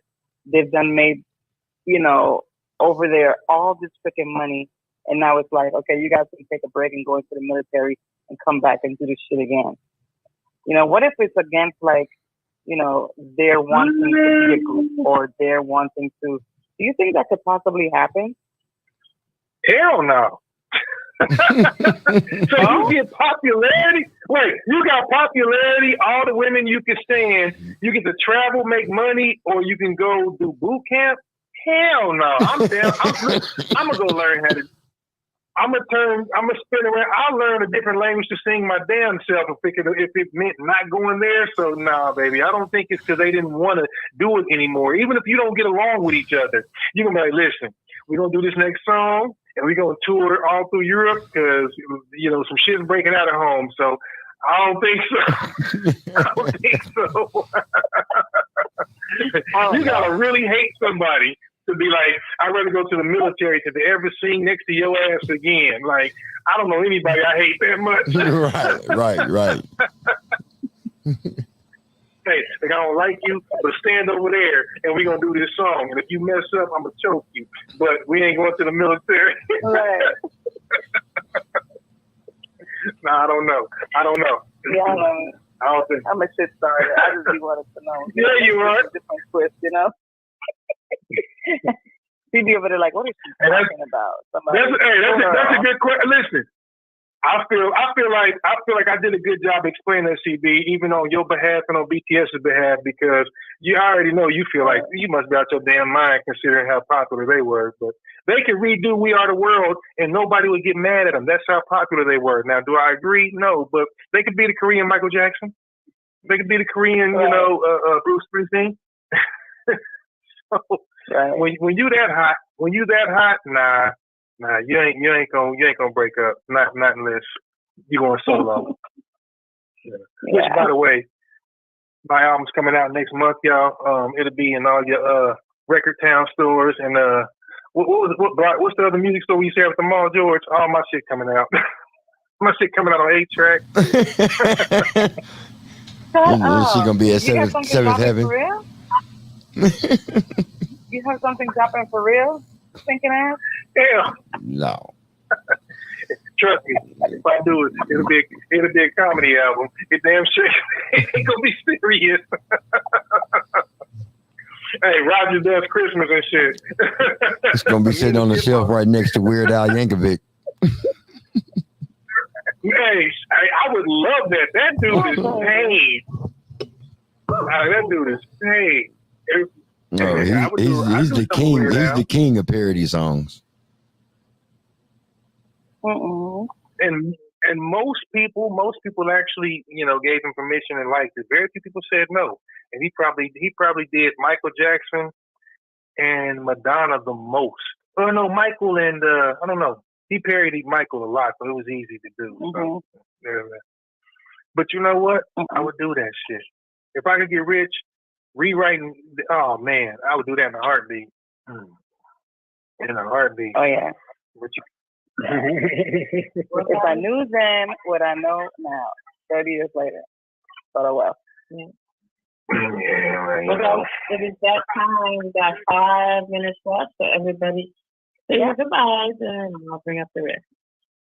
She's pushing us and saying goodbye real quick so she could throw off 5 CCS songs. Hey, look, I ain't hating. Look, one love. God bless you guys next week. Enjoy. I'm gonna enjoy the rest of this ice water, and that's it. This is one love. Hey, thank you, Danette, for coming through. Thank you, Trey, for coming through. Okay, thank you guys so much. One love. Real brief story about when I was a young boy. I don't know why I feel like messing with people tonight. Anyway, good time. We had a good time. It was all good. Like I said, we'll catch y'all next week. In a couple of capacities. Take care of yourselves. Do your thing. Raj got shit to do. So catch y'all on the flip side. And BTS, don't drop the soap. I'm an asshole. I love you though, girl. Look, first of all, let me say this right quick. Next week it's gonna be a different type of show. That's all I'm gonna say. Just look forward to it. It's gonna be off the freaking chain. That's all I'm gonna say. That's it. I'm leaving it right there. Don't spoil it, guys. Just leave it right there. Keep it moving. I think next week we're gonna play a Weird Al Yankovic video. Oh, let's do it. We got a good one. We got to pick a good one though. Maybe Beat It. Oh, Beat It. Beat It was one of his best ones. No, Fat was probably one of his best ones. We'll have to scan through and check them out. But with that said, next week, Weird Al Yankovic. That part. Peace, love, and hair grease. Already. All right, everybody. Thank you so much for rocking with us tonight. You've been listening to Stevie and the Boyz. Listen to every Wednesday as your midweek motivator, also new motivation, conversation, music, laughter, and a whole lot of fun. Hopefully you got that tonight and then some. Shout out to everyone who has liked us and subscribed on our YouTube channel. And also shout out to everyone that has bought tickets to the Halloween, KC Halloween Spooktacular. Don't forget to get your tickets, guys. It's on eventbrite.com. Look at KC Halloween Spooktacular, CB and the Boyz. And there you shall find us, buy your tickets so you can come and party with us next Friday, October 28th, in Kansas City at Club Euphoria at 3020 East 9th Street in Kansas City, Missouri. Zip code 64124, I believe. So definitely come and check us out. Come hang out with us. Get to hang out with us. And a special performance by Casey's on Bombay J. So you don't want to miss that. Yeah. So everybody come out, check us out. Shout out to everybody who bought a ticket. Continue buying your tickets. Also, tickets will be sold at the door day of. So you don't want to miss that. So definitely come out and support. Also, shout out to BTS as you go on your new journey, your new endeavors. ARMY will be with you forever. So, in honor of our beautiful, lovely BTS, to take us home, here is this new song, Yet to Come, because there are so many good times yet to come. And just like with BTS, with TV and The Voice, so many good times yet to come. There's so many things yet to come for you guys. So definitely you don't want to miss it. So shout out to everybody at Blog Talk Radio, iHeartRadio, Apple Podcasts, Google Podcasts, Spotify, and everywhere else you find podcasts, you will find us, TV and The Voice. So there is Yet to Come by BTS to take us home, and we will see you next week. Bye-bye. Was it honestly fair? Cause I just wanna see something 부지런히지 나 어제도 속겠지 마련됐게 Yeah, the past was honestly fair But my best is what comes next I'm not playing now for sure 그날을 향해 숨이 벅차게 You and I best moment is yet to come Moment is yet to come Yeah 그런 주부터인가 나란해 우리 최고라도 존중할 수 없는 일 이제 무겁기만 해 우리가 좋았다도 그저 달릴 뿐이라도 Promise I will keep on coming back for more 너의 마음속 깊은 어딘가 여전한 여기 있어 Moment is yet to come, yet to come 당신의 꿈꾸는가 그 길의 끝이 무엇일까 Moment is yet to come 모든 숨죽인 밤 우린 발을 멈추지 않아 Yet to come When it starts to die For the day we die Moment is yet to come Yeah, we're back to that So come 언제나부터 붙은 불편한 소식과 오랜만에 나중까지 넌 뒤로와 난 말했다는 너의 경글 그 전에 붙지 못하는 기별로 다른 게 별로 없다면 이 섹터는 나기 난 변화는 많았지만 변함은 없었다 넌 녹샷도 내 순간이 새로운 스트레스 지금 난 마치 그때 사이클 때 나처럼 빠지고 해놓게만 놀라 인생 재밌게만 그리움 물어본다면 내 심장이 말하다 We get about it 이 세상이 기대 We get about it 최고란 기준에 Get about it 나가고 수많은 커피 about it Dream and hope we gon' fall so about it 진진원을 돌아 결국 또 제자리 Back to 너의 마음속 깊은 어딘가 여전한 소년이 있어 Moment is yet to come, yet to come 당신의 꿈꾸는가 그 길의 끝이 무엇일까 Moment is yet to come 모든 숨죽인 밤 우린 발을 멈추지 않아 Yet to come We're gonna touch the sky For the day we die Moment is yet to come 시작이야 The best yet to come I just wanna see 미치겠지 나 깊을 속에 묻은 밖에 Yeah, the past was honestly sad My best was complete Really more Nothing else You and I best knowing it yet to come Thank you for using Blog Talk Radio. Goodbye.